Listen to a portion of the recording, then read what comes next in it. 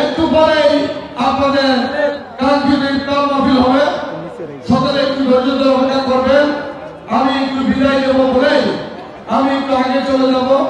আমাদের সবচেয়ে শ্রদ্ধেয় নেতা, সর্বজন শ্রদ্ধেয় নেতা, আমার অত্যন্ত কাছের বড় ভাই, আমার গুরুজন, যাকে আমি পরম শ্রদ্ধা করি, সেই নেতা বাবু হৃদয় চৌধুরী, যার জীবনে তেমন চাওয়া পাওয়ার কিছু বাকি নেই।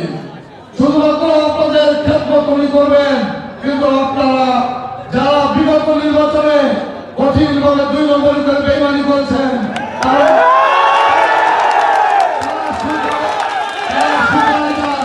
তাদেরকে আহ্বান করি সুদাই যান আপনারা আগামী দিনে এই নেতার হাতকে শক্তিশালী করেন। কারণ আমাদের চেয়ারম্যান মাননীয় প্রধানমন্ত্রী বলেছেন, ব্যক্তির থেকে দল বড়, দলের থেকে দেশ। সেই জন্য আপনারা ব্যক্তির থেকে যে দল, যে দলের প্রতি ঘরের শীষ, তার সাথে বেইমানি করবেন না। আপনাদের